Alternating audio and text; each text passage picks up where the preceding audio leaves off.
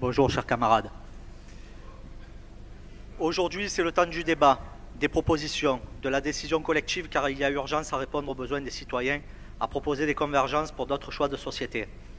En effet, nationalement, nous subissons une attaque féroce contre le modèle social français.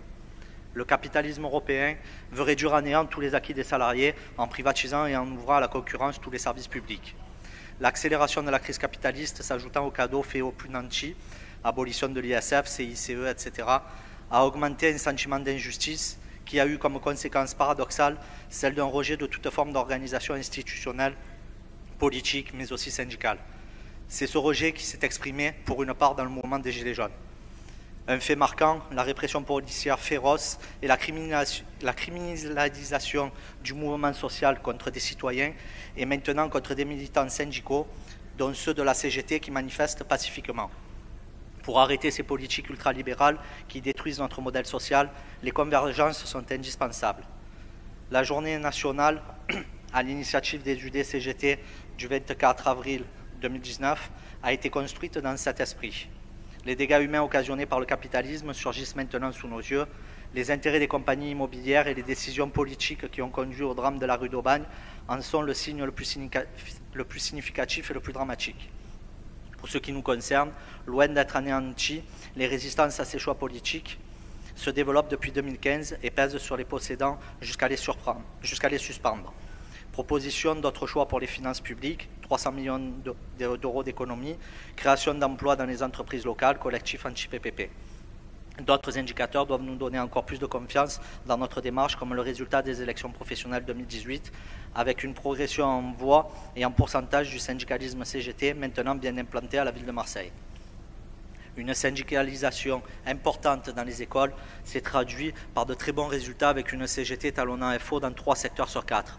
Les écoles qui ont mené une grève pendant 5 mois au seul appel de la CGT, grève qui fin mars touche encore une école sur 3 malgré les arrêts de désignation.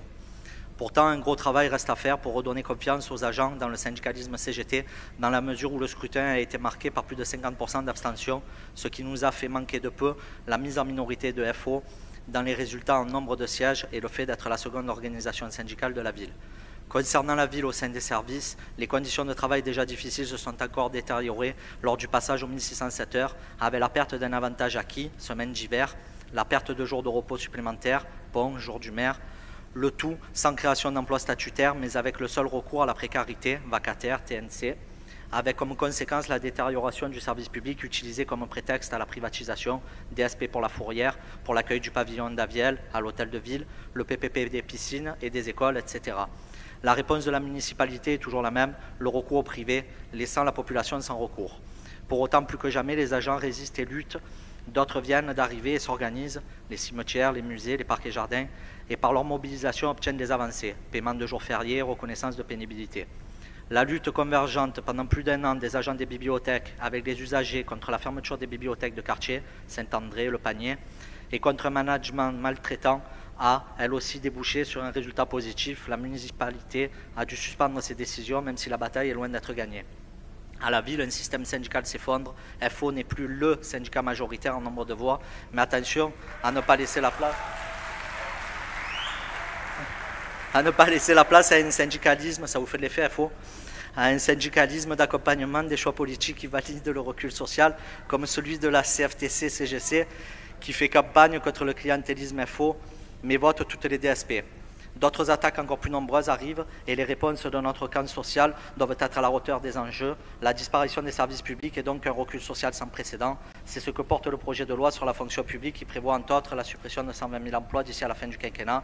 Nos organisations syndicales CGT entendent donc porter plusieurs objectifs, mettre en place les conditions d'une lutte. Ouais, mais c'est trop long. Ils me l'ont fait trop long le discours. C'est pas à moi qu'il faut le dire. Ouais, c'est pas moi qui l'ai fait. Voilà, donc mis à part toutes les revendications, on va abréger toutes les revendications qui sont portées, défendre et améliorer le statut des services publics, améliorer les conditions de travail, blablabla. Ainsi nous est-il permis de garder espoir et d'avoir confiance en notre organisation qui prend encore plus de sens quand on voit les dégâts humains, écologiques, guerre, crise des migrants, réchauffement climatique, famine, racisme, qui sont autant de conséquences directes du système capitaliste. Nous devons tous être auteurs et acteurs pour une CGT à l'offensive. Nous sommes tous responsables de sa réussite. Vive la CGT! Merci mon camarade.